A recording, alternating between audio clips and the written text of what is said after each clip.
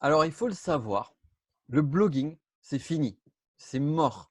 En 2019, vous devez arrêter de faire du blogging. Alors, j'ai envie de commencer cette interview de façon un petit peu provocatrice pour justement prouver que ce qu'on peut entendre ça et là, ce qui peut être dit, peut être totalement faux. Et pour ça, j'ai le plaisir d'interviewer Monsieur Mathieu Vénis. Bonjour à toi, merci d'être là. Salut Nico, c'est un vrai plaisir d'être avec toi aujourd'hui. Eh beh, pour moi aussi. Alors, on va commencer justement pour entrer dans le vif du sujet. Avant de t'inviter à te présenter, j'aimerais juste que tu nous donnes un chiffre, un seul et unique chiffre. On vient d'en parler juste à l'instant en off. C'est quel est ton nombre de visiteurs par mois? Alors, on a regardé justement dans Google Analytics et sur les 30 derniers jours, c'est vraiment les stats les plus fraîches, je suis exactement à 321 971 visiteurs. 321 971 visiteurs. Imaginez que vous ayez des personnes, vous ayez ce nombre de personnes-là qui arrivent tous les mois sur votre site internet et tout le potentiel qu'il peut y avoir derrière cela. Alors, ben, justement, est-ce que tu peux nous dire de quoi traite ton site internet, comment tu l'as créé et comment tu en es arrivé à ces beaux résultats qui, je suis sûr, font envie beaucoup d'entre nous, moi le premier. Alors, je précise aussi que sur ce chiffre-là, c'est uniquement du trafic SEO gratuit. Alors, et SEO, on va pouvoir justement expliquer exactement ce que c'est parce que il y a, je vais donner les chiffres tout de suite, à peu près exact 80% environ de trafic qui vient de Google Mhm. et environ 20% qui vient du réseau social Pinterest, qui est largement sous-exploité aujourd'hui, je trouve, par les entrepreneurs web. D'accord. Alors, de quoi traite mon site? Donc, mon site s'appelle Penser et Agir. C'est pas un site récent, c'est aussi pour ça que ça fonctionne en SEO. C'est un site que j'ai créé en février 2012 exactement. Et sur la thématique, on est sur, alors à la base et à l'origine du développement personnel. Et aujourd'hui, c'est surtout de la psychologie. Il y a beaucoup de thématiques abordées sur Penser et Agir. Et on peut voir ça aujourd'hui comme une sorte de magazine qui va traiter de développement personnel et de psychologie. D'accord, super intéressant. Donc, tu as commencé, tu as créé ce site en 2012. Ouais, exactement, en février 2012. Alors, j'avais commencé en parallèle à l'époque de mon travail d'ingénieur. J'étais ingénieur dans ce qui s'appelle l'ingénierie des modèles. Pour faire simple, c'est ingénieur en informatique. Mais au lieu de coder, on passe plus son temps à faire des schémas, quoi. Et j'en avais un peu marre et donc j'ai créé ce site en parallèle, voilà, en 2012. C'est venu d'une passion, j'imagine. Ouais, depuis mes 17 ans, je suis passionné par la psychologie et le développement personnel. Surtout la psychologie, je trouve que le mot développement personnel a une connotation un peu pessimiste en France, à tort. Mhm. Mais ce qu'on oublie aussi souvent, c'est que le développement personnel est basé avant tout sur la psychologie. Et je suis surtout passionné de psychologie.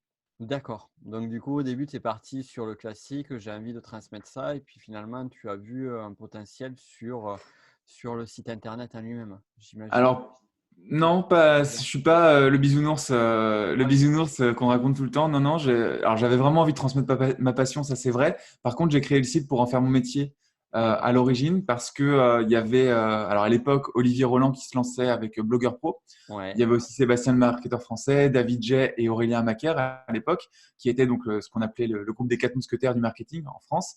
Et donc, il y a eu tout un tatouin sur Internet sur ces méthodes-là. À l'époque, j'avais aussi rencontré Romain Collignon, que tu connais, Tout à fait. qui maintenant est monté en flèche, qui à l'époque avait un blog sur le décodeur du non-verbal. Et pour la petite histoire, en fait, en 2011, j'avais créé un site, j'avais créé une SARL qui s'appelait Make Your Deal, qui était un site e-commerce pour faire des achats groupés. C'était à l'époque où se lançait Groupon. Hop là, j'ai shooté le micro. À l'époque où se lançait Groupon et les sites d'achat et de deal en ligne. Et Mhm. donc, je voulais déjà gagner ma vie sur Internet. Il faut aussi savoir que quand j'avais 15 ans, j'avais créé un site d'humour et quand j'avais 17 ans, j'avais créé une association. Donc, en fait, j'ai toujours eu cette volonté entrepreneuriale et j'ai Mhm. toujours voulu être mon propre patron et être libre dans le sens libre de ce que je fais. Mhm. Et donc voilà, donc j'avais créé ce site pour gagner de l'argent à la base sur la thématique du développement personnel, mais j'avais appris beaucoup de mon expérience en 2011 qui m'avait montré que créer un site pour gagner de l'argent sur une thématique qui n'était pas en accord avec mes valeurs ou mes passions, qui étaient les achats groupés, honnêtement, j'en avais rien à faire des achats groupés et de faire des bonnes affaires. Ça n'avait pas du tout fonctionné. J'avais perdu un peu d'argent là-dedans. Et donc, je me suis dit, je vais y aller plus doucement, je vais créer un blog et je vais un peu surfer sur cette vague d'infopreneurs. On appelait ça en France des infopreneurs, les entrepreneurs de l'information, et créer mon site Penser et Agir. Donc, c'était une passion, mais créer aussi dans le but de gagner de l'argent. Ouais, donc il y avait vraiment cet objectif qui était clair, net et précis dès le départ. C'est: «Je monte ce site parce que je sais qu'après derrière, je vais ou du moins dans l'idéal, je vais vivre de cette activité-là». Ouais, il y avait cette ambition-là. Et j'étais aussi abonné à des blogs de séduction à l'époque. C'était, qu'est-ce que je suivais? Séduction by Kamal, qui existe Ouais, encore d'ailleurs. Et justement, le blog de Romain Collignon aussi, décodeur du non-verbal. Et je me disais, mais pourquoi? J'étais un peu naïf à l'époque. Je me disais, c'est incroyable, ces gars-là, ils m'envoient énormément de contenu gratuitement. Ça m'aide. Et à l'époque, alors Kamal vendait quelques e-books et Romain vendait rien. Et donc, j'ai suivi ces gars-là. Je me suis dit, ce n'est pas possible. Je veux dire, l'altruisme, ok, ça existe. Mais là, c'est pas possible. Ils envoient trop de trucs. À un moment, ils vont me vendre quelque chose. ouais. Et j'avais assisté, alors je crois que c'était en 2011, au premier lancement orchestré ou super lancement, pour pas citer la marque française, donc le super lancement de Romain, qui vendait sa formation non verbale en action à l'époque. Et j'ai vu le gars me vendre un truc à 300 euros, je crois, à l'époque. Alors, je l'ai pas acheté, mais je l'ai vu le gars le vendre et tout le truc. Et je me suis dit, waouh, il y a un truc derrière tout ça. Et c'est ça que je veux faire. Donc ça, Ouais. c'était en 2011 quand je suivais ça, là, que j'étais en train de créer ma société d'achat groupé. C'était une catastrophe, ça marchait pas du tout. Je me suis dit, ces gars-là, il y a un truc qui existe derrière. Et ensuite, je me suis renseigné. Je suis allé voir aussi du côté des Américains, avec Jeff Walker, avec Ryan Dice, avec donc Frank Kern aussi à l'époque. Et je me suis rentré là-dedans. Et donc, j'ai décidé de créer mon blog en 2012 avec tout cet environnement-là. Mais j'étais vraiment je savais rien faire, quoi. Vraiment, je savais rien faire. J'étais l'ingénieur en informatique. Donc on pense que quand on est ingénieur en informatique, on va avoir des facilités. On a des facilités techniques. On sait ce que c'est qu'un FTP, un fichier HTML, des trucs un peu barbares pour les autres. Par contre, en marketing, en création de relations, création d'audience, vente, etc., on est absolument, excuse-moi le terme, nul à chier, quoi. Donc, il a fallu tout apprendre. Je te confirme ça puisque j'ai un parcours qui est assez similaire au tien, donc ça a été la même galère et puis en plus innocemment et puis un peu, bon, moi je le cache pas et de mon côté tu as toujours un petit peu d'orgueil de, de, de tes compétences. Je me disais, bon, je sais faire avec l'informatique, je sais faire avec les sites machin et tout ça, ça va forcément marcher parce que voilà, je suis débrouillard, mais non, c'est pas suffisant. Il y a, il y a, Ouais. il y a le marketing, il y a la vente, il y a tout ce côté-là, ouais. Et qu'est-ce que c'est compliqué? Et toi, justement, mais alors, avant de rentrer sur le vif du sujet, c'est le comment tu en es arrivé à ces magnifiques résultats sur ton site internet. Quelles ont été les difficultés que tu as rencontrées sur cette partie orientée marketing et vente? Et justement, quels ont été les gaps que tu as réussi à franchir au fur et à mesure du temps? Sur le marketing et la vente, alors la grosse problématique personnelle que j'avais et que j'ai encore un petit peu aujourd'hui, c'est le rapport à l'argent. Et comme moi-même, je n'étais pas client de formation, il faut savoir que j'ai pas acheté de formation marketing, Mmh. quelle qu'elle soit, enfin qui existe en tout cas, à part deux, trois, mais des petites formations à 50 euros, tu vois, vraiment des trucs pas chers. Comme je n'étais pas le client qui allait mettre plusieurs centaines d'euros dans une formation en ligne, Mmh. je n'étais pas capable de vendre à ces prix-là. Donc, lorsque j'ai sorti mes premières formations, alors ça devait être en 2013-2015, sur cette période-là, je vendais très peu cher. Je me rappelle, tu vois, j'ai une formation sur penser agir, donc qui s'appelle l'élément déclencheur. La promesse, c'est créer un déclic dans votre vie en 7 jours. C'est-à-dire, ça va pas, tu prends la formation, tu crées un déclic en 7 jours, c'est garanti, satisfait, remboursé, 30 jours. Donc voilà la promesse. Et je l'ai sortie à 17 euros.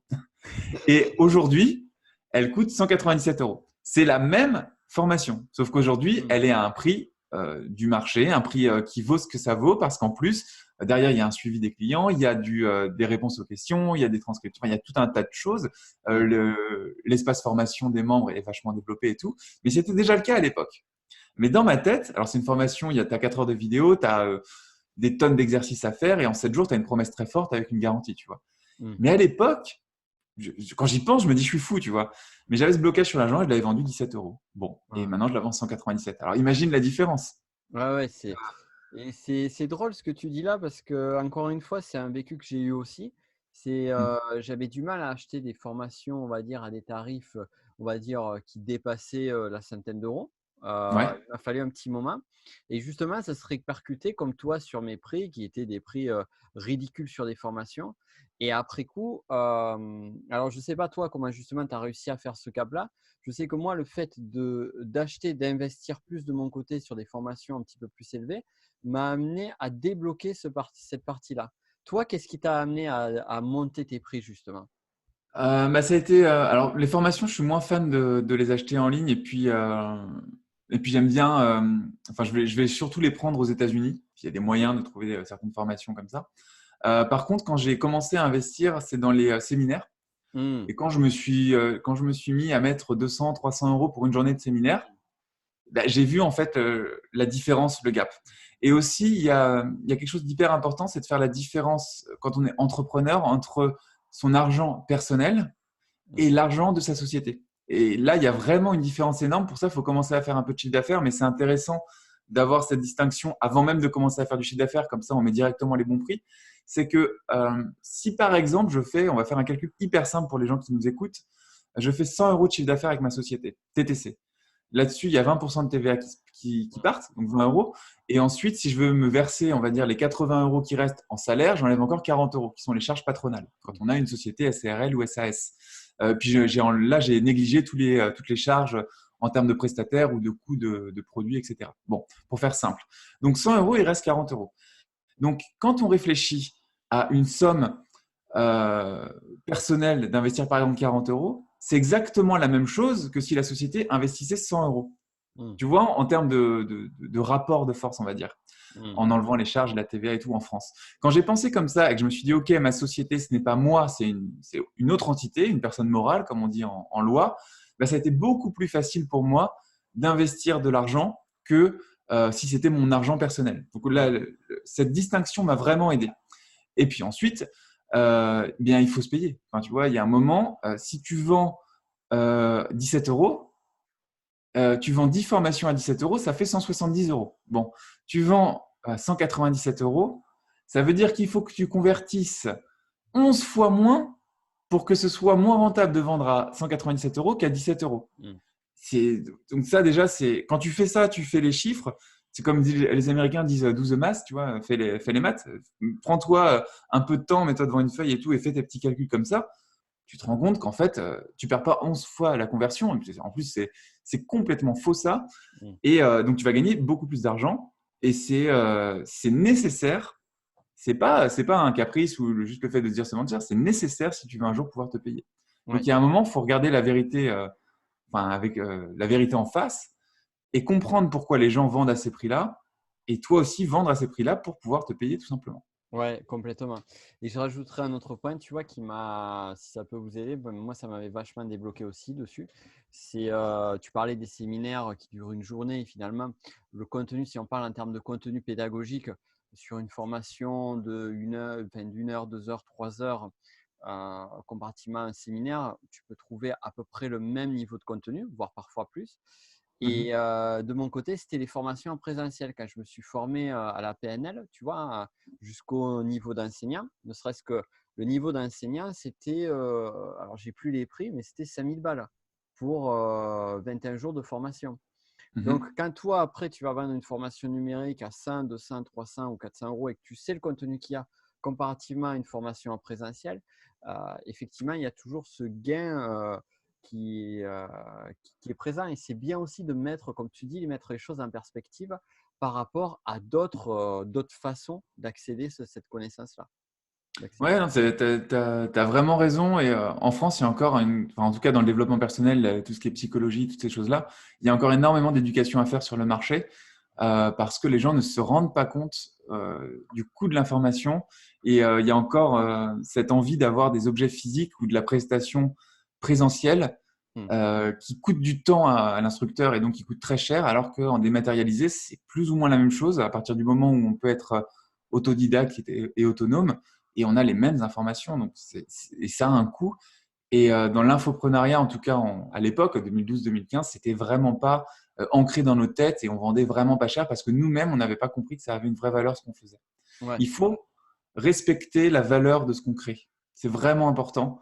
Et en plus, un autre avantage de faire ça, c'est que quand vous vendez on va dire à 200 euros au lieu de 17 euros, vous n'allez pas attirer les mêmes personnes.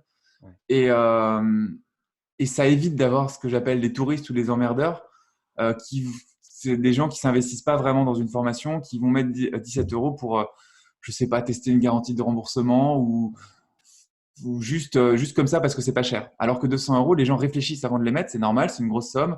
Ils vont être beaucoup plus investis, ce ne seront pas des touristes, ils vont avoir plus de résultats, ils vont poser des questions plus intéressantes. Et en fait, il n'y a que du positif, quoi.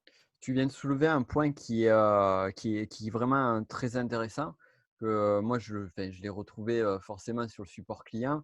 Mm. Moi, je vois sur mon équipe, ils me disent, finalement, les tarifs les plus bas, c'est là où il y a toujours les plus grosses galères et tout ça. Et c'est drôle parce qu'on en discutait pas plus tard ce matin avec ma compagne qui était en train de réfléchir sur les prix pour la location d'un appartement qu'elle a sur Airbnb et Mhm. sur une location de vacances.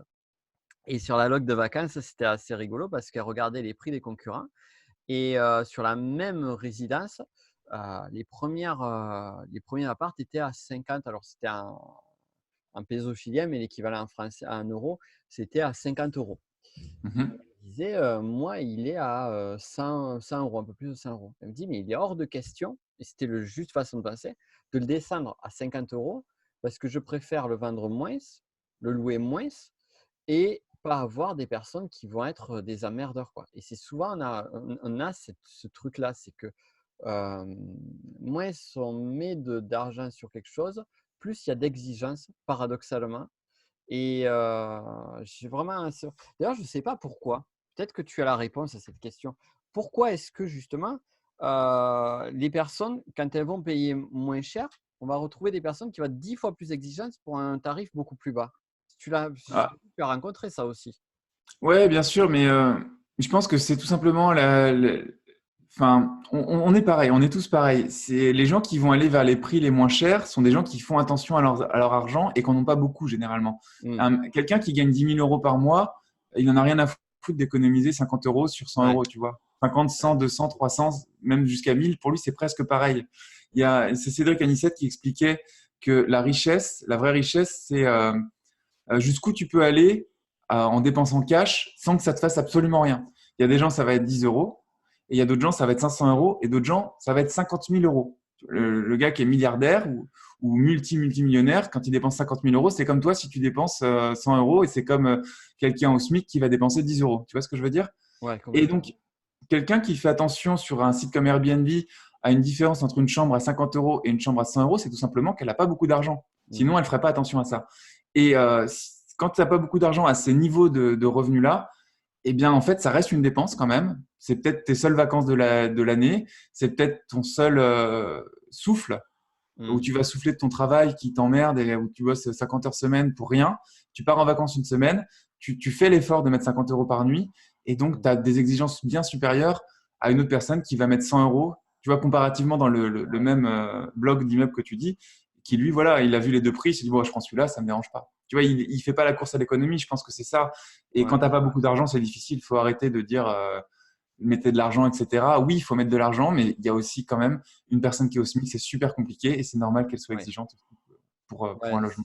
ouais, c'est bien que tu remettes en perspective ce genre de choses-là parce qu'on a tendance à l'oublier.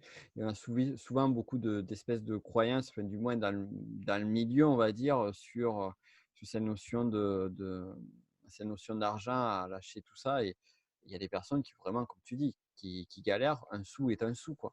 Donc, C'est pour ça qu'il faut augmenter ces prix, comme on disait, les mettre à leur valeur juste en tout cas. Mais moi, sur Penser Agir, j'ai toujours comment dire, des paiements étalés, tu vois, mensuels. Et je fais toujours en sorte qu'il y ait une formule qui soit à, on va dire, moins de 100 euros par mois. Par exemple, tu achètes une formation à 300 euros, bah, je vais te la faire payer en 3 fois ou 4 fois. Toi, ouais. tu peux, quoi, pour les gens. Et on se rend compte, c'est pas, tu vois, c'est le même prix, quoi. On va dire que tu payes en 4 fois ou en une fois, c'est le même prix à 2 ou 3 euros près, on va dire. Mm. euh, et ben, tu te rends compte qu'il y a des gens qui payent en une fois parce qu'ils n'ont tout simplement pas de problème d'argent et d'autres gens qui payent en 4 fois. On pourrait se dire que que les gens vont payer en 4 fois et puis faire des arnaques ou autres pour pas payer les dernières mensualités. C'est faux. Dans la majorité des cas, c'est la grande, grande, grande majorité des cas, c'est faux. Et ça sert à rien aussi de mettre, je sais pas, tu vois, à un moment, moi j'ai fait ça aussi. On mettait 297 en une fois et 117 en 3 fois, ce qui faisait que la somme finale était 40 euros plus élevée que si Ouais. tu payais en une fois pour limiter ces gens-là. En fait, c'est faux. Si la personne a l'argent sur son compte, elle va payer en une fois. Mm. Et parce qu'elle n'a pas envie d'avoir des paiements étalés, tout simplement, elle a bien raison. Et si la personne n'a pas les moyens, elle va payer en plusieurs fois. Et comme ça, on essaye de satisfaire tout le monde. Ouais.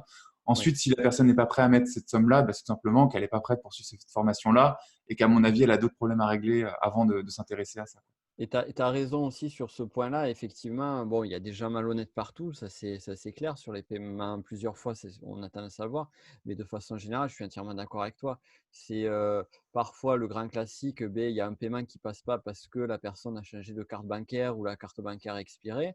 Mhm. La plupart des gens, quand on renvoie un mail ou dire bon, ben voilà, le paiement n'est pas passé, ceci, cela, euh, la personne est dans une dynamique constructive, dire excusez-moi et tout ça, et ça se fait sainement, quoi. Il n'y a pas une question de vouloir arnaquer ou d'avoir une vision malsaine des choses, quoi. Puis ça, aujourd'hui, avec les outils informatiques, tu peux l'automatiser. Et moi, ce qui se passe, c'est que 30 jours avant que la carte périme et 15 jours avant que la carte périme, ils reçoivent des mails pour mettre à jour leurs coordonnées, de toute façon. D'accord. Ah, Donc, euh, donc voilà. Et puis, si jamais ils n'ont pas mis à jour, ils reçoivent des relances automatiquement. Les premières sont gentilles. mm, Et quand même, après, faut quand même pas oublier qu'on est entrepreneur, qu'on est une société, qu'on paye des impôts et qu'on a des charges. Donc, moi, j'envoie donc à 30 jours avant, j'envoie un mail, ah, votre carte va bientôt périmer. 15 jours avant, pareil, un petit rappel sympa.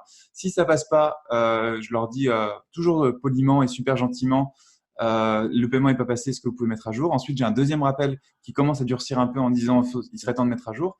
Ensuite, après, j'ai deux autres appels, donc 15 jours, enfin, ça doit être 3 semaines après ou quelque chose comme ça, c'est le paiement qui est toujours pas passé, où j'envoie quand même des mises en demeure. C'est important, je pense, de dans l'infoprenariat, j'ai l'impression qu'on est un peu trop gentil avec les clients. Enfin, c'est en tout cas ce qui se dégage un peu quand je vois ça. Moi, si la personne ne paye pas, au bout de 15 jours, 3 semaines, je lui envoie des mises en demeure automatiquement, quoi. mm. Ce qui est important parce qu'on est des sociétés, en plus, on est en France, on est déclaré, on paye des impôts et il y a un moment, il faut que ce soit respecté, quoi. Mais là aussi, je pense que tu touches du doigt quelque chose qui, enfin, du moins dans ces cas-là, ces cas particuliers, on Ouais, touche c'est très peu, hein. un manque d'honnêteté. Donc, Oui, oui. à un moment donné, tu t'engages. Après, la personne s'engage sur quelque chose, donc à un moment donné, tu respectes tes engagements. Ou alors, à la limite, le dire. Mais souvent, c'est des situations où la personne va faire le mort ou quoi que ce soit en disant bon, ça va passer, quoi. Ouais, Et, voilà. Donc, ce qui est bien, c'est d'automatiser ça, comme ça, on s'en soucie pas et ça passe bien, quoi. ouais. Et de renvoyer justement chacun à sa responsabilité. Le créateur de contenu a sa propre responsabilité vis-à-vis du contenu qui est délivré, vis-à-vis des Mhm. garanties qui sont faites. Et de l'autre côté, il y a une responsabilité. Moi, je dis toujours, c'est 50% du chemin, 50-50. Et dans Bien tous sûr, les puis il y a domaines. des coûts. Enfin, on a des équipes, tu as des équipes, j'ai Ouais. des équipes, il y a du SAV qui est géré, bah, ça coûte Ça de coûte, hein. l'argent. Ça coûte, hein. Ça Bien coûte, hein. sûr, bien sûr. Complètement. Complètement. Et pour revenir sur un sujet un petit peu plus gai, on va dire, un petit peu plus sympa que Yes. que les non manques de paiement. J'aimerais qu'on revienne sur ton site internet. Bien Donc sûr. aujourd'hui, j'imagine que c'est le plus gros de ton trafic, le plus gros de ton business, quoi. Il tourne autour du site, c'est ça, non? C'est carrément le seul, on va dire, parce que je suis sur YouTube, je suis sur Instagram. Alors sur Ouais, Pinterest, très très présent, mais en fait, si comment dire, si on décortique un peu ma stratégie Pinterest, on voit qu'en fait les épingles qui sont postées renvoient vers le site, donc ça reste d'accord. le site. Donc tout, Donc ouais, à 90%, c'est le site. Après, j'ai Facebook, Twitter, tout ça, mais en organique pur, c'est-à-dire sans payer. C'est-à-dire que je ne fais aucun trafic payant. Je ne fais pas de d'accord. pub. Tu J'ai, mets j'ai pas de pub pour renforcer un petit peu le trafic du site ou autre? rien. Bah non, quand on disait tout à l'heure 320 000 personnes par mois, moi aujourd'hui, j'ai pas de problème de trafic, j'ai pas de problème de lead. J'en ai environ 200 par jour qui rentrent grâce à mon site. Ok, Donc ce sur quoi je mets mes efforts et mon temps, c'est sur la conversion. d'accord. Donc qui dit conversion, quand tu as un trafic comme ça, forcément, ça veut dire qu'à un moment, tu as élargi le scope des sujets de ton site. Hmm, Parce que tu peux pas monter à des chiffres comme ça en restant sur une niche hyper ciblée. hmm, Si c'était, je sais pas, le développement personnel avec le changement de vie, même si c'est quand même une grosse niche, tu as quand même un moment tout exploité et tu vas pas monter à des chiffres comme ça. Donc après, moi, je suis parti dans des aspects un peu plus spirituels, des aspects d'auto-hypnose. Là, j'ai des articles sur tout ce qui est yoga, méditation. En fait, tout ce qui va se rapprocher des gens qui pourraient être intéressés par mes formations. Donc, une personne qui veut, par exemple, changer de vie, eh bien, c'est une personne qui va à un moment s'intéresser aussi au yoga, s'intéresser à l'hypnose, s'intéresser à la spiritualité, s'intéresser à, alors bien sûr, les thématiques beaucoup plus classiques comme la peur de l'échec, etc. Ça, c'est du dev perso, tu vois. Et comme ça, tu élargis le scope. Et c'est ce qui te permet d'atteindre des chiffres comme ça en adressant beaucoup plus de sujets. La problématique après qui est derrière, c'est OK, c'est bien, tu fais du trafic, mais il faut quand même les convertir en prospects. Et ces prospects, il faut leur vendre quelque chose. Et donc après, c'est de ce que j'appelle l'hypersegmentation, c'est-à-dire analyser ce qui s'appelle des cohortes en marketing, donc des gens qui viennent sur ton site. Et en fonction des groupements d'articles que tu fais, ce qui s'appelle en SEO des cocons sémantiques, eh bien, en fonction de ces groupements d'articles, créer les lead magnets, donc les cadeaux que tu vas offrir à ces prospects pour les segmenter, et ensuite créer toute la gamme de formations qui est derrière. Et donc moi, je préfère segmenter mon audience et créer les formations qui vont bien et leur vendre, plutôt que d'acheter de la pub pour augmenter mon trafic, ce qui aujourd'hui me servira à rien, parce que j'en ai déjà beaucoup. D'accord. Et mais ouais, c'est un boulot. Là, on retrouve ton côté ingénieur du coup. Je sais pas si. Moi, j'ai toujours été très procédural et très. J'adore la notion de tunnel de vente et de diviser comme ça les gens et de leur proposer ce qu'ils veulent. Il y a un aspect scalable aussi qui est super intéressant parce que je vends pas mon temps, je vends que de la formation en ligne. Ouais, bien sûr, ouais, tout s'automatise. Et est-ce que c'est plus, alors c'est la grande question, tu vois, là on va sur une partie un petit peu plus avancée. Est-ce que il vaut mieux justement segmenter? Est-ce que tu as pu tester donc la segmentation que tu l'as fait ou envoyer directement une même formation à toute la liste? Alors, Tu ce vois ce qui que se je veux passe dire? dans mon business, c'est que tu arrives sur un article, Ouais, donc on sait par quoi tu es intéressé. Sur cet article, tu as un cadeau, donc il y a un e-book. Chez moi, c'est les e-books et les e-books, c'est des compilations d'articles. Donc c'est très simple. Ça veut dire que je fais mon cocon, par exemple, yoga, là, c'est ce truc qui est en train d'être fait en ce moment. On va écrire, je sais pas. Alors je dis on parce que c'est des prestataires qui écrivent, hein, c'est plus moi aujourd'hui. Au début, c'était d'accord. moi, bien sûr, j'en ai écrit 200 des articles et puis aujourd'hui, c'est d'autres gens. On va bientôt atteindre les 1000 articles d'ailleurs. Waouh. Ouais, comme ça donne un ordre d'idée aussi aux gens pour mettre les bons chiffres en face et tout. C'est bien de dire la vérité, hein, c'est du boulot, hein, c'est pas, c'est pas en claquant des doigts qu'on va le faire. Et j'ai commencé en 2012, attention, hein. Donc C'est pas 321 900 visiteurs en 7 jours seulement. un espace de 30 jours avec seulement 10 minutes par jour. Ouais, non, non, quand c'est du SEO et que c'est donc du trafic gratuit, ça veut dire que ton site a une autorité, que tu as construit une image, que tu es reconnu auprès de Google, tu es référencé sur des sites à haut potentiel, etc., que tu n'as pas acheté de lien. Enfin, ça se fait sur la durée. C'est impossible d'avoir un truc gratuit sur Google aujourd'hui sans passer du temps et sans faire les choses sérieusement. Donc tu arrives sur un article, je vais te faire le chemin, ça va être hyper intéressant pour les gens qui écoutent. Tu télécharges un e-book qui est la compilation des articles connexes sur la même thématique. Donc, si c'est un truc sur le yoga, bah, on va te faire un e-book sur le yoga. Quand tu arrives là-dedans, alors aujourd'hui, je ne l'ai pas, mais je te vendrai la formation qui va se rapprocher le plus de ce qui t'intéresse. Donc, typiquement, ce qui serait bien, c'est que j'ai une formation sur le yoga. Si je prends un exemple de ce que j'ai déjà, ce que je suis en train de faire en ce moment, tu as un burn-out ou une dépression, on va te proposer un e-book sur la dépression et le burn-out, et derrière, je vais te vendre une séance d'auto-hypnose dans mon cas sur la dépression et le burn-out, qui est fait en partenariat avec un hypnothérapeute professionnel. Je vais expliquer aussi pourquoi après je fais des partenariats, parce que ça peut être très intéressant aussi pour les gens. Donc, je vais te mettre dans un tunnel de vente qui va te vendre ça à un prix discount. Si jamais tu n'achètes pas ça, ou même si tu achètes, en fait, ça m'importe peu. Je te fais rebasculer après dans tous les tunnels de vente de mon D'accord. site. Et alors après, voilà, on pourrait aller dans le trop perfectionniste qui serait de dire, voilà, si quelqu'un est en dépression, bah, il faut peut-être mieux lui vendre après la séance d'auto-hypnose sur le stress plutôt que la séance que la formation pour réaliser son projet de vie, tu vois. On pourrait avoir des parcours ultra personnalisés comme ça, mais ça, c'est beaucoup trop compliqué aujourd'hui à gérer. En tout cas, je trouve, surtout quand tu as beaucoup de produits.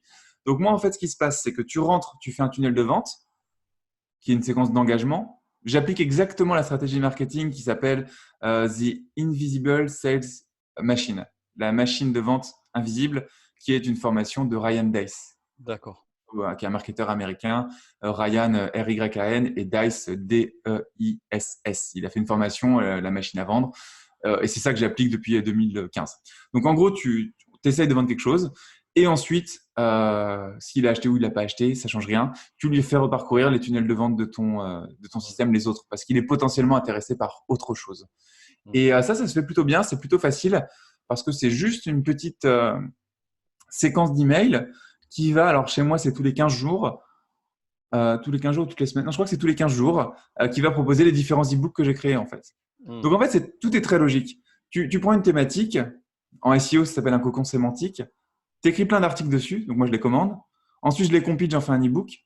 À Mhm. partir de là, soit je vais créer la formation si j'ai les compétences, soit je vais trouver quelqu'un pour la créer. Et Hmm. ensuite, tu fais le tunnel de vente qui la vend. Et derrière, après, tu as une séquence email qui s'appelle une séquence de segmentation qui, tous les 15 jours, va dire, hey, est-ce que ça t'intéresse enfin, est-ce que tu es victime de stress ou est-ce que tu es en dépression ou est-ce que tu veux réaliser ton projet de vie ou est-ce que blablabla. Et si la personne est intéressée, elle clique, elle télécharge l'ebook. Là, je l'ai fait re-entrer son adresse email. C'est un réengagement fort, ça s'appelle un marketing. Parce que tu pourrais juste faire, genre, cliquer sur un lien. Mais voilà, les gens, des fois, ils cliquent et après, tu vas les spammer un peu parce qu'ils ont cliqué un peu par hasard, tu vois. Tu les fais se réinscrire, ils reçoivent l'ebook gratuit et là, tu les remets dans un tunnel de vente exactement comme s'ils s'étaient inscrits au Hmm. site, tu vois. Hmm. Donc, c'est un peu pensé comme ça. Et ce qui est vachement bien quand tu as ce système-là, c'est que tu peux, c'est un peu, si tu es ingénieur en informatique, tu parlerais d'architecture à composants. Et pour faire ultra simple et vulgarisé, c'est des Lego. Donc, en fait, tu fais ton Lego, c'est ton tunnel de vente, et puis tu vas le connecter, tu vois, avec tes listes. Donc, après, on pourrait faire toute une formation là-dessus, mais l'architecture, elle est un peu simple à comprendre et ça permet de commencer très petit sur un sujet très, très précis et puis ensuite de faire les sujets connexes et de les relier dans ton système, tu vois, comme ça. Et alors, ce qui est très important aussi là-dedans en termes d'autorité sur le marché, c'est que quand tu as un site comme ça qui fait beaucoup de trafic, beaucoup de sujets, tu as beaucoup de sujets de formation, etc., tu as vite le problématique de la multi-expertise, c'est-à-dire expert de tout, expert de rien, tu vois. Si Hmm. tu traites beaucoup de sujets, comment justifier que tu es expert? Tu peux pas être expert en yoga, en dépression, en hypnose, en changement de vie, etc. Donc, c'est là où moi, j'ai un peu changé le modèle de pensée agir, où avant, c'était un peu le coach Mathieu Vénis qui fait les formations sur le dev perso, où maintenant, c'est plus une plateforme d'édition qui va aller chercher les meilleurs Hmm. thérapeutes ou sophrologues ou ce que tu veux pour créer des formations avec eux et les proposer aux gens. Tu vois, tu crées un D'accord. peu plus une Hmm. marque qui englobe tout. Ouais. Donc, Oui, donc donc c'est bien. En plus, tu as un nom qui a été choisi au départ, qui n'est pas associé à ton nom à toi. Donc, ça permet ouais, aussi c'était de… hyper important pour moi ça. Je voulais créer une. Comme je t'ai dit, j'ai créé le site pour gagner de l'argent à la base aussi, parce que c'était une passion, mais aussi pour gagner de l'argent. Et quand tu crées un site, c'est important de penser à la revente un Ouais, jour, si ça arrive. Et c'est important de créer une marque qui n'est pas forcément du personal branding. ça Quand tu c'est crées sûr. Nicopen, Ouais, c'est plus difficile à revendre que penser à agir. c'est ça. Ouais, moi, j'ai typiquement, c'est le pas forcément l'écueil, enfin, dans certains cas, mais c'est vrai que c'est une problématique pour moi si jamais je veux aller dans ce sens-là, quoi. Donc, Ouais, alors après, c'est un énorme avantage, le personal branding, c'est que c'est beaucoup plus ouais, facile à vendre. Comme c'est toi que tu vends et que c'est toi sur les vidéos et c'est toi partout, c'est beaucoup plus facile à vendre que une formation éditée par Penser et Agir, par exemple. C'est beaucoup plus impersonnel et beaucoup plus difficile à vendre. Donc, il y a du bon et du moins bon. et tu vois aussi, ce qui est difficile, c'est par exemple lorsque je propose mes accompagnements. Donc, sur un accompagnement, c'est moi et mon équipe qui bossons pour une personne et Mhm. pour l'intégration, la mise en place de sa formation en ligne, en fait, toute la partie vraiment de la partie technique et la partie stratégique. Et je sens que ça m'est encore arrivé il y a 2 jours. Je sens que ce que veulent les gens, c'est être avec moi.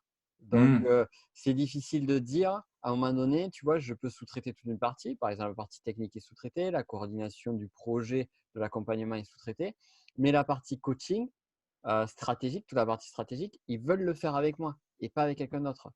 Donc, Ouais. c'est là où c'est pas, où on voit un petit peu les limites du système. Après, sur du branding, c'est différent puisqu'on peut augmenter la valeur, augmenter les prix ou ce genre de choses-là, quoi.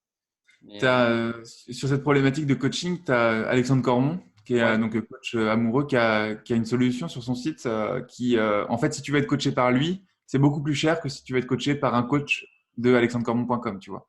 Donc hmm, lui, c'est pareil, tu vois, il a une marque, alexandrecormon.com, qui est du personal branding à fond, mais il a donc une équipe de coachs et lui, et si tu veux être coaché par lui, bah, tu payes beaucoup, beaucoup plus cher. Donc hmm. ça permet C'est intéressant. C'est intéressant. Ouais, sur son site, c'est bien fait, c'est hyper bien. De toute façon, il est hyper bon, le gars. Après, c'est intéressant aussi, finalement, quand on y pense, il y a aussi les couturiers, enfin les marques de couturiers, enfin, de parfums, tout ça. Tu vois, Yves Saint Laurent, Hugo Boss, ce genre de choses-là. Finalement, c'est des marques qui ont été faites par une personne. Bon, elles sont anciennes, mais après, c'est devenu des marques en tant que telles, qui se En vendent. fait, ouais, à partir du moment où… Après, il faut comparer ce qui est comparable. Parce que dans le luxe et la haute couture, bien sûr, c'est vachement bien de faire du personal branding parce que tu achètes.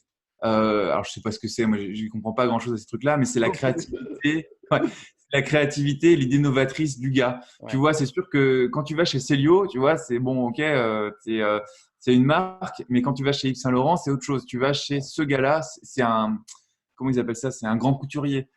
Dior, en fait, tous les grands couturiers, il me semble, alors il faudrait voir Chanel, Dior, Versace, tu vois, ce sont des noms de grands couturiers parce qu'ils Ouais, ont la fibre artistique, etc. Mais de toute façon, dans leur métier, les mecs vendront jamais leur temps. ouais. Donc, ils peuvent être là sans être là. D'ailleurs, c'est Yves Saint Laurent qui est mort, je crois, il n'y a pas longtemps. C'est Ouais. pas pour ça que la marque va s'arrêter. Oui, Euh, mais la marque a dépassé l'identité du personnage. c'est ça, voilà, ouais, la marque a dépassé. Puis, comme c'est des vêtements, on n'a pas envie d'être avec Yves Saint Laurent forcément. C'est pas un formateur, tu vois. Ouais, Après, tu as un gars qui gère ça hyper bien aux États-Unis, c'est Russell Brunson. Il a sa marque qui est ClickFunnels, ouais, ouais. son outil, quoi. Enfin, il a même ClickFunnels, il a Marketing Funnels, il a tout un écosystème de sites, mais il a aussi russellbrunson.com. Et Ouais. si tu veux faire partie de son mastermind à, je sais pas, je sais plus si c'est 30 000, 40 000 ou 60 000 euros l'année, dollars, pardon, son truc, là, son mastermind à lui, c'est russellbrunson.com parce que c'est lui, tu achètes son contact à lui. Si tu vas sur ClickFunnels, son outil de marketing en ligne, c'est ClickFunnels. Là, il C'est y a pas vraiment une Russell Brunson. séparation entre les deux, quoi. Ouais, c'est comme Steve Jobs et Apple à l'époque. T'as Steve Jobs qui faisait les conf calls, qui porte le projet, mais la marque, c'est Apple. C'est Apple, ouais. Et les Donc deux toi, tu sont. pourrais avoir Nick Open et Phoenix Anima. Ouais. Ouais, tout à fait, tout à fait. Mais c'est un peu ce qui se dessine. Et même C'est tu vois, ça. au travers de notre interview, surtout la partie business de la connaissance, c'est aussi ça qui se dessine, ouais. Mais Phoenix Anima, justement, j'ai créé la marque pour la société où je mets la marque en avant parce que justement, elle ne suffira pas que Nick Open. Donc, C'est ça, tu as un organisme de formation qui peut aller éditer d'autres coachs et c'est pas que Nick Open, même si Nick Open fait des formations dans Phoenix Anima. ouais, C'est assez schizophrène l'entrepreneuriat, mais c'est hyper important de, d'avoir cette carte un peu devant soi et de se dire, OK, où est-ce que je vais? Quelles sont mes marques? Qu'est-ce que je fais? Pourquoi je le fais? Et comment je le fais? C'est important d'avoir ces grands axes comme ça. et puis, c'est différentes étapes d'évolution et ça en vient à ce que tu disais tout à l'heure aussi entre la personne morale de la société et à côté, l'individu et l'identité de l'individu. Donc, c'est là aussi, c'est intéressant, ouais. Ouais, c'est ça. Puis tu peux très bien avoir une marque et faire quand même du personal branding. Tu vois, j'ai pensé agir, mais il y a quand même Mathieu Evenice sur tous les réseaux. Ouais, Le bouquin que je sors en septembre, là, il est écrit par Mathieu Evenice, fondateur de Penser Agir. Tu ouais, vois, donc tu peux tout faire. C'est comme quand si tu lis un livre de Steve Jobs, c'est écrit par Steve Jobs, fondateur de Apple. Tu vois. ouais, tout à fait, tout à fait. Donc D'ailleurs, tu peux nous donner le titre de ton livre? ah, ça s'appelle, alors titre très cliché, ça s'appelle C'est décidé, je change de vie. Ça sort donc le 4 septembre 2019. Génial. C'est aux éditions Interédition. Et donc, le Interédition, c'est une grosse maison d'édition puisque c'est le groupe Hachette, donc première maison d'édition de France. J'étais super content quand ils m'ont contacté. Génial. Je crois d'ailleurs qu'il est déjà en précommande sur Amazon. C'est eux qui gèrent tout. Ça, c'est bien quand tu es un éditeur, ils font tout, Ouais, tu vois. En tant qu'infopreneur ou entrepreneur solitaire, on avait l'habitude de tout faire soi-même, de tout apprendre. Et là, en fait, ils font quand même beaucoup de choses. Donc, c'est assez cool. Donc, je crois qu'il est sur Amazon là. Et c'est un livre de développement personnel un peu particulier puisque c'est un jeu, en fait, où la personne répond à des questions, il y a plein d'infographies, il y a 60 pages, c'est pas des infographies, des illustrations, pardon, 60 pages d'illustrations sur les 200 pages du bouquin, tu vois, donc c'était ce que j'appelle un livre d'enfant pour adultes, où on fait de la psychologie, on aborde des notions compliquées de psychologie, mais de façon extrêmement simplifiée, pour que n'importe qui a envie de changer de vie puisse le faire le plus simplement possible en répondant à des questions, en gribouillant dans son bouquin et en avançant dans les étapes du jeu. Donc voilà, ça s'appelle C'est décidé, je change de vie. Pour l'instant, promo, la minute promo. D'ailleurs, j'avais vu tes stories sur Insta, ça a l'air vachement chouette, quoi. J'ai trouvé que c'était bien la mise en forme est top, ça a l'air très très ludique, donc c'est cool, quoi. Bah, tu vas recevoir ton exemplaire dédicacé Ouais. fin août. Dès que Fin j'ai août, ton adresse, je t'avais demandé ça il y a quelques semaines. tout à fait. Fin août, alors il arrive. Comment? Fin août, je l'aurai en privilégié, du Ouais, coup. fin août, je fais les dédicaces la semaine prochaine. C'est jeudi Ah, prochain que je vais à la maison d'édition pour écrire toutes les dédicaces. J'en ai 35 à faire, je crois. ouais, Est-ce que je l'envoie à 35 influenceurs que je connais? Bah, d'ailleurs, Yannick Alain en fait partie aussi, qui est ton tout à associé. fait. Et donc, je vais aller faire toutes les petites dédicaces là-bas. Et donc, vous devriez le recevoir ouais, fin août, début septembre à peu près. Ah, c'est cool, c'est cool. Génial, Ouais. génial. Impec. On va revenir sur le sujet de l'interview, qui est ton site internet. Euh, Yes? À quel moment tu as eu une véritable croissance? Parce que j'imagine au début, ça devait être frustrant, comme on l'a tous eu, le classique. De toute façon, c'est pareil, hein. Dites-vous, vous qui nous écoutez, c'est pareil partout. Qu'on soit sur YouTube, sur Instagram, sur le site, sur un site internet, sur de la pub, au début, c'est la misère, on galère et ça prend pas. À quel moment tu as vu, les premiers soubresauts et à quel moment tu as vu que ça commençait à avoir une allure, des plus aguichantes, on va dire? Alors sur Pensée Agir, donc sur le blog, on va remonter en 2012. Je me rappelle que j'ai eu, je le raconte dans le bouquin ça d'ailleurs, c'est ce qu'on appelle la traversée du désert. Ouais. J'ai eu 6 mois en gros où il y a toi, ta mère, ton frère qui vont sur le site quoi, en gros. Ouais. Et tu as à peu près personne. Alors on va dire que C'est horrible. euh, entre 3 et 6 mois, tu peux espérer avoir une centaine de visiteurs par mois, mais c'était en 2012. Je pense que c'est beaucoup plus compliqué aujourd'hui quand on démarre un blog. Je ne sais pas si aujourd'hui, le meilleur conseil serait de démarrer par un blog. Tu trouves C'est que un c'est plus conseil qui com fonctionne. tu trouves que c'est Comment? plus compliqué aujourd'hui qu'un parce que j'ai l'impression que tous les concurrents sont partis ailleurs, en fait. Sont Ah mais ça partis c'est génial. En fait, ça c'est génial pour moi. C'est-à-dire que, alors on va faire un petit cours SEO, tu vois. ouais. Sur le SEO, tu as un indice qui est calculé par un outil SEO qui s'appelle Majestic, qui est le TF, le Trust Flow. Donc, c'est l'indice comment dire, d'autorité que Google a, enfin, en tout cas, une estimation de cet indice, que ton site, voilà, plus ton Trust Flow va être élevé, plus Google va dire ce site, OK, il est connu, il est reconnu, il est important. Donc, dans ce Trust Flow, il y a enfin, deux trucs, on va dire, qui sont importants. Tu as la fréquence de publication sur la durée d'existence de ton site et tu as aussi depuis combien de temps il existe. Ça fait partie des critères pour avoir un Trust Flow élevé. Penser et Agir, c'est un site qui s'est jamais arrêté de publier. Alors, pas depuis 2012, mais on va dire depuis 2015, un truc comme ça. On publie tout le temps. Ça s'arrête jamais. Donc, le site est hyper ancien, la marque, le nom de domaine Penser et Agir est hyper ancien, et en plus, on publie tout le temps. Donc, Google, il Quoi dit la waouh. fréquence? Comment? Quelle est ta fréquence? Aujourd'hui? Ouais. Aujourd'hui, 2 articles par jour, donc 60 articles par mois. Waouh! Ah, c'est gigantesque, hein, c'est gigantesque. C'est pour ça que je dis on est un magazine aujourd'hui. Je me qualifie plus comme un blog. Enfin, même si sur le site tu verras blog, ça migre petit à petit vers le modèle d'un magazine. OK. C'est vraiment un truc voilà, ça a pris une grosse ampleur. Donc il y a ça. Donc dans mon cas, quand tout le monde est parti sur Facebook, YouTube, etc., pour moi, quand j'ai vu ça, je me suis dit mais les gars, vous êtes en train de faire un effet de mode. Gardez la base du développement personnel qui dit les bases, toujours les bases, faites les bases, approfondissez les bases. Creuse un trou de 100 mètres plutôt que 100 trous de 1 mètre. Tu vois, c'est des trucs de dev perso de base. Et on oublie tout le temps ça. Donc, moi, j'ai vu tout le monde se barrer sur les plateformes. J'ai fait OK, pourquoi pas, je vais tester. Mais je garde mon blog et je continue de l'alimenter. Ce qui est génial avec un blog, c'est qu'on peut déléguer l'écriture d'articles. Tu n'es pas sur la vidéo, tu n'es pas sur l'article. Donc, tu peux déléguer ça. Donc, ça vaut vachement le coup. Et donc, j'ai continué ça. Et avec l'ancienneté, plus la fréquence de publication, pour moi, en effet, c'est une aubaine que tout le monde soit parti sur les autres plateformes. Par contre, quelqu'un qui démarrait aujourd'hui, c'est quand même vachement plus compliqué parce qu'il y a beaucoup plus d'articles sur Google aujourd'hui qui sont référencés, des milliards et des milliards de pages. Il faudrait faire, ça se trouve, les données, je ne les ai pas en tête, mais si tu regardes en 2019 et en 2012, tu verras que tes concurrents, c'est incroyable. Et ce qu'on appelle le référencement à la longue traîne, c'est-à-dire plutôt que se référencer sur je sais pas moi, sur tarte aux pommes, eh bien, je vais me référencer sur tarte aux pommes cuite au four. Tu vois, un truc plus long, un mot-clé plus long, ce qui s'appelle le référencement à la longue traîne. Plus le mot-clé est long, moins il y a de concurrence forcément, parce que moins il y a d'articles sur le mot-clé long, c'est la base du référencement. Et bien ta longue traîne, elle augmente de plus en plus. Tu vois, donc c'est quand même plus compliqué. Moi aujourd'hui, quand j'écris un article, alors je sais plus exactement, c'est plus moi qui trouve les mots-clés aujourd'hui, mais je crois que on va cibler les mots-clés qui vont être recherchés entre 500 et 1000 fois par mois.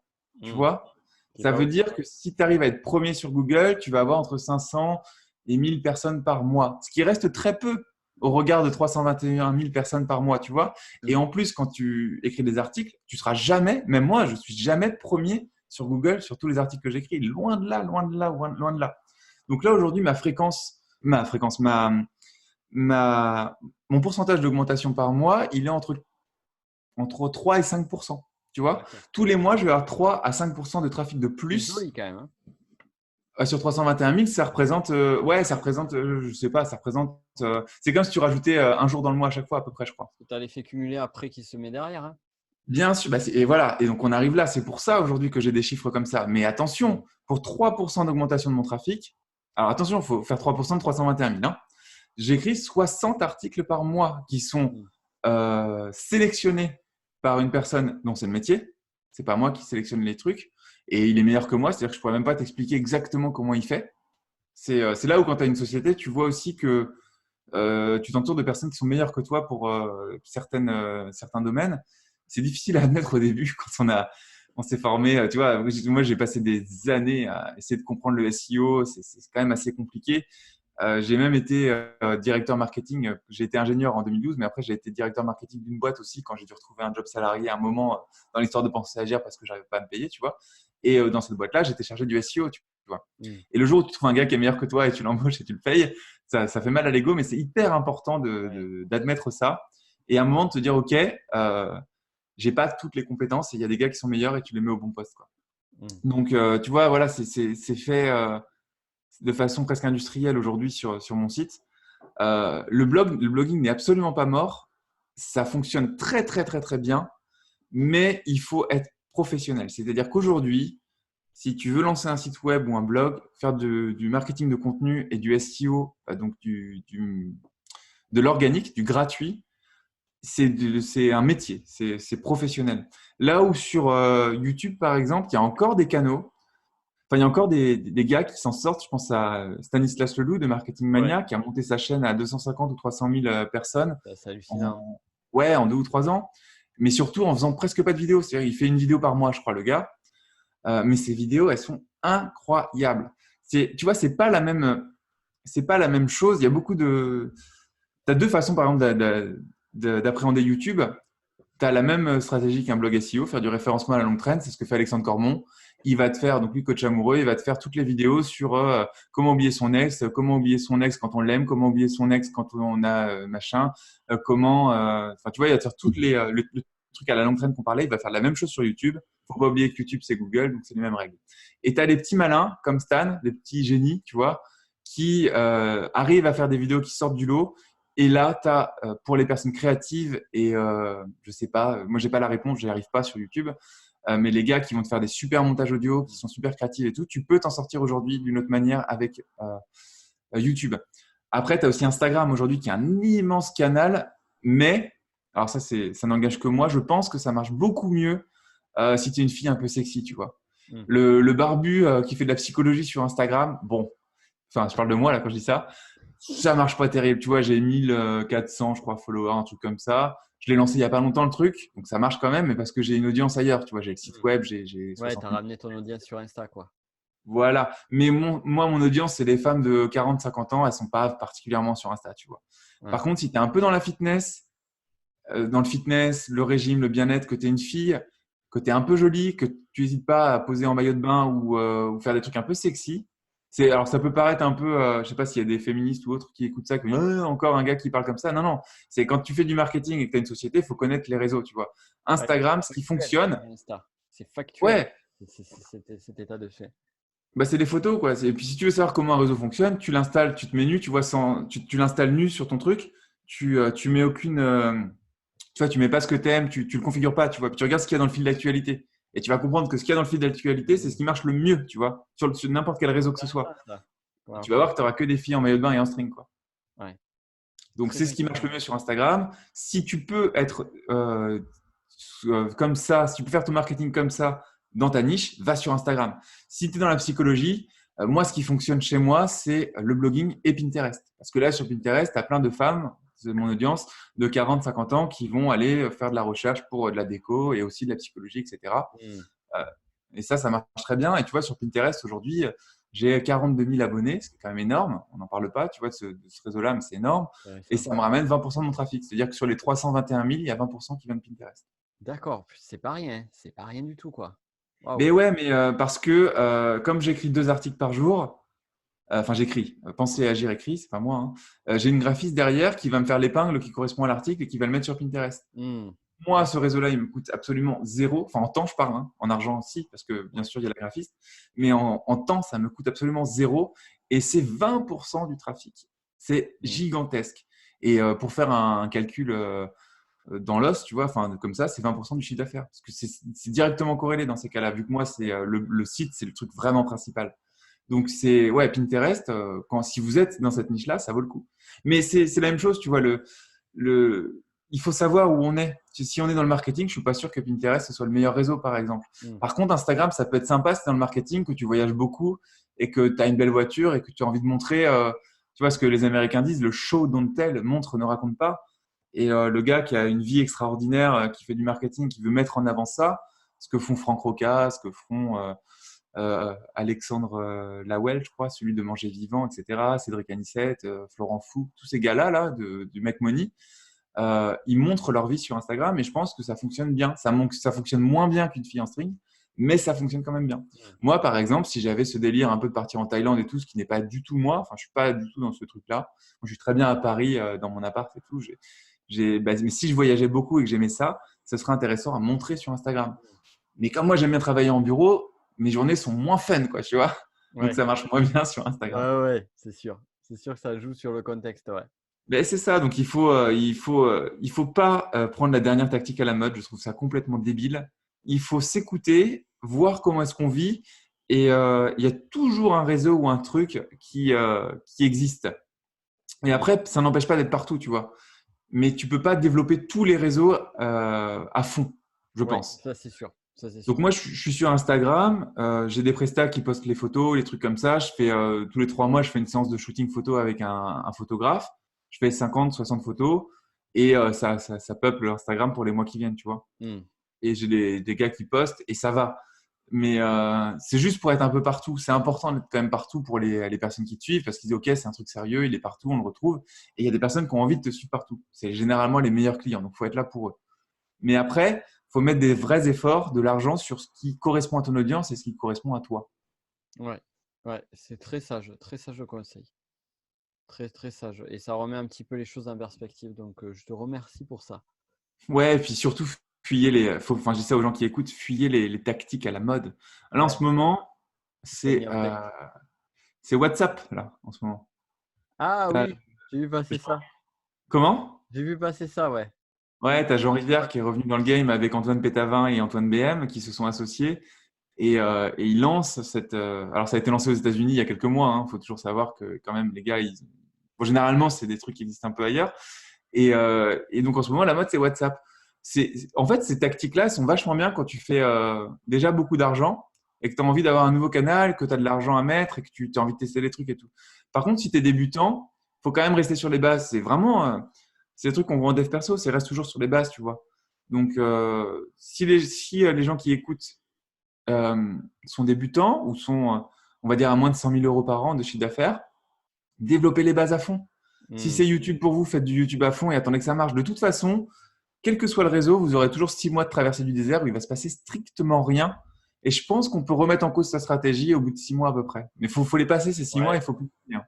Ouais, et puis et ça vaut dans à tous les niveaux de développement d'une activité parce que forcément tu progresses, tu montes et tu vas tester ou tu vas mettre en place de nouvelles stratégies ou tu vas pas voir les résultats de suite et il y a, enfin, tu vois ce que tu dis là, le conseil que tu dis là, même moi ça me parle par rapport à quelque chose que je suis en train de mettre en place sur ma stratégie.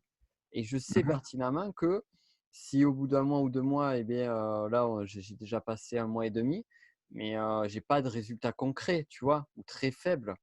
Mhm. Je vois une évolution, mais j'ai pas des résultats ouf. Et je sais qu'il faut que je continue comme ça pour arriver à ce moment où vraiment là, ça va permettre soit de décoller, soit de dire OK, il y a peut-être un switch à faire, il y a peut-être un pivot à faire, comment le faire. Donc Ouais, alors ça cette c'est vrai quand. patience-là, on l'oublie. Comment? Cette patience-là, on l'oublie souvent. Ouais, ça c'est bien quand on est en mode stratégie organique. Après, tu as aussi quand même, faut pas oublier, quand les gens ont un peu de trésorerie, ils peuvent, j'appelle ça cramer de l'argent, c'est-à-dire je sais pas, tu lances un nouveau produit ou un nouveau tunnel de vente ou autre, tu crames de l'argent sur Facebook, ça fait de la pub. Forcément, plus tu mets d'argent, plus tu as de visiteurs, quoi. Mm. Donc, il y a un moment, tu peux tester ton tunnel. Oui, Après, avec ce que ça engage, c'est-à-dire est-ce que tu as bien ciblé les gens et ça reste quand même du trafic plus ou moins froid. En tout cas, beaucoup plus froid qu'une liste d'emails. Mais voilà, admettons, tu veux vendre un produit à 100 euros, une formation à 100 euros, tu mets 2000 euros sur Facebook, tu fais zéro vente, tu peux sérieusement te poser tes questions. Et ce qui est vachement intéressant avec cette stratégie-là, c'est que tu as la réponse en une semaine, quoi. Tu ouais. mets tes 2000 euros sur une semaine, ou même en un jour si tu veux. Tu as des gens qui rentrent dedans.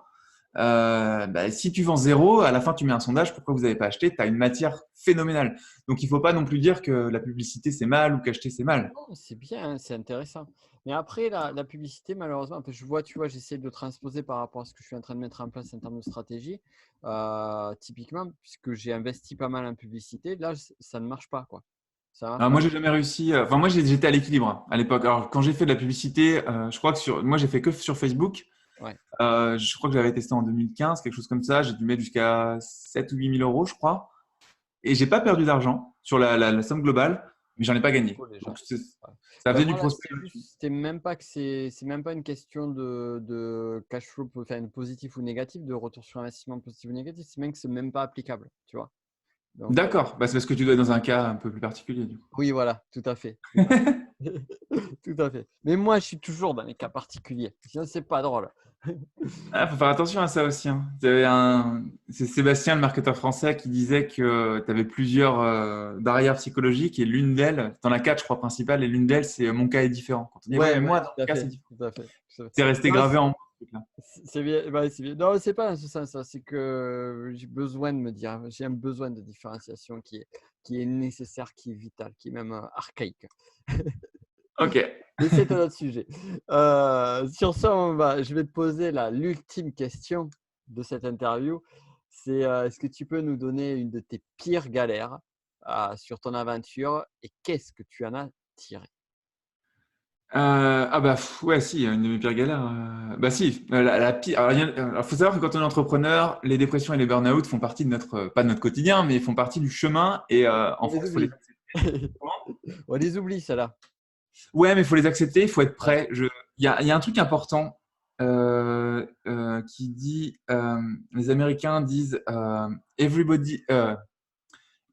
everybody could be an entrepreneur, but not anybody. Ça veut dire tout le monde peut être entrepreneur, mais pas n'importe qui. C'est-à-dire que Mhm. pour être entrepreneur, tu n'as pas besoin de diplôme, de richesse, de milieu social, de contact particulier à la base. N'importe qui peut devenir entrepreneur et on voit des réussites absolument partout, que ce soit comme Maître Gims dans la musique ou comme, je sais pas, Steve Jobs, Bill Gates et tous les self-made aux États-Unis et en France, des sportifs de haut niveau, etc. Donc tout le monde peut atteindre des niveaux Soit exceptionnels. l'âge, le sexe, la culture, le niveau d'études, Ouais. les niveaux sociaux. Vraiment, on a des exemples partout. Par contre, pas n'importe qui. Ça veut dire qu'il faut quand même avoir une capacité à travailler tout seul, une capacité à surmonter les dépressions, les trucs qui vont t'arriver dans la gueule, etc. Parce que la vie sera toujours là pour te rappeler certaines choses. Et c'est pas simple d'être entrepreneur. Il faut pas dire que c'est simple parce que c'est vraiment pas bien de dire ça. Ça conduit les gens Oui. dans des mauvaises pistes qui ne sont pas pour elles. Donc, ceci étant dit, ça fait 7 ans, enfin même ça fait plus, parce que si on va en 2011 avec ma première boîte, et puis même quand j'avais 17 piges, quand j'avais mon association qui était une forme d'entrepreneuriat aussi, on organisait des concerts à l'époque, Hmm. d'ailleurs. Euh, donc moi, le pire truc, c'est quand j'ai dû redevenir salarié. C'est-à-dire que donc j'avais ma structure en SAS, et pour se payer, on l'a évoqué dans l'interview tout à l'heure, ça coûte très cher en France, hein. C'est le double en gros avec les charges et compagnie. Quand tu vis à Paris, il faut quand même un peu d'argent. Hmm. Et donc à un moment, je coûtais trop cher. C'est-à-dire soit je sortais de la société, je me payais plus et je pouvais réinvestir en prestataire, développer mes prestataires, mon audience, etc. Et faire en sorte que la société évolue. Soit je restais dedans et j'avais pas assez d'argent pour évoluer. Et en plus, la société perdait de l'argent tous les mois parce que je coûtais trop cher. Coûter trop cher, ça veut pas dire que je me payais 10 000 euros par mois, hein. Ça veut dire que je me payais 1000 balles par mois, tu vois. Ouais. Mais à ce moment-là, c'était pas possible. J'avais pas assez de chiffre d'affaires. Donc, il a fallu que je sorte de la société, que je retrouve un travail salarié. C'est à ce moment-là que je suis devenu directeur marketing. D'ailleurs, sans diplôme de marketing, hein. Juste avec mon expérience. C'est important C'est aussi intéressant aussi d'enfoncer. de le noter. Mais ouais, c'est important pour les gens de se dire tout ne tourne pas autour des diplômes. Les gens qui n'ont pas de diplôme se mettent ça en barrière mentale, c'est faux. Moi, mon diplôme Mais d'ingénieur m'a au-delà de servi à ça, le absolument. fait que finalement ton expérience d'entrepreneur peut te permettre d'accéder à des choses sur lesquelles tu n'aurais pas accédé si tu n'avais pas eu Ah oui. ces choses-là, quoi. Aujourd'hui, je trouve un job en 15 jours payé à plus de 4 ou 5 000 euros net par mois. Sans aucun problème. Parce Hmm. que j'ai des trucs à montrer, j'ai une expérience et tout ça. Donc, voilà. Et puis, c'est pas avec mon diplôme d'ingénieur, absolument pas. Et je le trouve on va dire, au commencement du truc. enfin, à l'embauche, et après j'ai des augmentations derrière. Je sais que ça c'est possible grâce à mon expérience entrepreneuriale.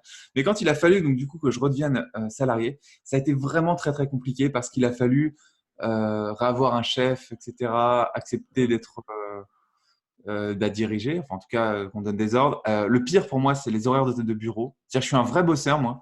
Si je suis sur si je suis enfin si on me fait faire ce que je sais faire, je suis un vrai bosseur. Je peux bosser vraiment longtemps et tout.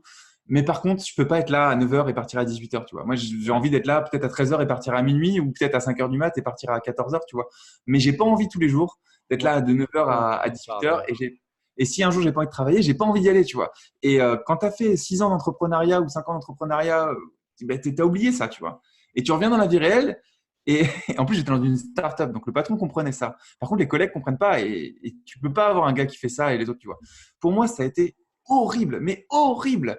Et en plus, euh, tous les soirs, quand je revenais chez moi vers 19-20 heures, ben après, j'avais mon deuxième travail qui était OK.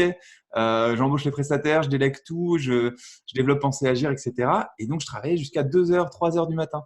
Et ça, je l'ai fait pendant 9 mois. Putain. Et c'est ça que les gens voient, quand on voit une réussite sur Internet, quelle qu'elle soit, on ne connaît pas ces histoires-là des gens, Ouais. des entrepreneurs derrière. Et on a tous, je pense, eu des trucs horribles comme ça. Et même en 2011, quand j'avais créé ma boîte, c'était en parallèle de mon job d'ingénieur. Pareil, on était deux là, sur cette boîte-là. On était deux associés, on travaillait tous les soirs de 21 heures à 2 heures du mat. Et on a travaillé 1 an sur cette boîte. Et bah moi, j'ai perdu de l'argent, j'ai pas gagné d'argent. Mais c'est nécessaire pour apprendre les trucs, tu vois. Donc c'est pour ça que tout le monde peut être entrepreneur, mais vraiment pas n'importe qui. Et il faut être prêt à. C'est-à-dire que moi, j'aime bien faire ce que j'appelle des projections négatives. C'est si je reste salarié toute ma vie, comment je me vois à 40 ou 50 ans en faisant en sorte que tout a fonctionné, tu vois. Négatif dans le sens, on va dire, tout a fonctionné. Je gagne même 10 000 euros par mois parce que je suis toujours ingénieur et tout. Comment je suis, tu vois. Et moi, quand je fais cette projection-là, c'est ultra négatif. Je vais dire, putain, mais je vais encore au travail à 8 heures, j'ai encore des chefs à la con, il y a des dynamiques politiques sur les choix qui sont faits qui ne me conviennent pas, etc. C'est horrible. Tu vois, je me vois à la limite, je suis mort avant, tu vois. Mm. Et à l'inverse, je fais la projection dans l'autre sens. Ok, mec, tu galères tous les soirs jusqu'à 2 heures du matin. Projection négative, tu arrives à 40 ans, tu cartonnes pas, tu vois, tu arrives juste à te payer 2000 balles par mois peut-être. Tu vois, beaucoup moins qu'avant. Par contre, ton emploi du temps, tu fais ce que tu veux, quoi. Bah, moi, c'est ce chemin-là que je choisis. C'est-à-dire les deux trucs, le truc le plus positif à gauche et le truc le plus négatif à droite. Bah, même si le truc le plus négatif à droite, c'est ce qui m'arrive, bah, je suis beaucoup plus content que le truc le plus positif à gauche. Tu vois ce que je veux dire? Ça Mm. m'a énormément aidé. Donc, il faut être prêt à affronter ça. Ça ne veut pas dire que ça va se passer comme ça. Mais quand même, si on lit toutes les biographies des gars qui ont réussi, il y a des galères là-dedans, il faut être prêt à affronter ça. Et donc, moi, la pire galère que j'ai rencontrée, c'est redevenir salarié, travailler tous les soirs jusqu'à 2 heures, et voilà. Mm. C'était horrible. Ah, tu m'étonnes. Tu m'étonnes. J'ai appris énormément parce que Ouais. voilà, j'étais aussi dans une startup avec un gars qui était un espèce de pitbull du marketing, qui m'a appris énormément. Alors pas en marketing, un pitbull de l'entrepreneuriat, je voulais dire. Mhm. J'ai pas appris beaucoup en marketing là-dedans. C'était une boîte marketing. En fait, j'étais directeur marketing d'une boîte marketing qui s'appelle Une Ok. Minute 30, qui est hyper connue en France. Ça s'appelle Une minute, comment? 1 minute 30.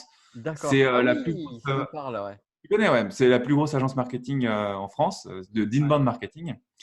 Et donc j'étais directeur marketing de cette boîte-là. D'accord. Et le gars, donc, qui s'appelle Gabriel, qui gère ça, c'est une espèce d'entrepreneur, de multi-entrepreneur d'exception qui est Ouais. incroyable.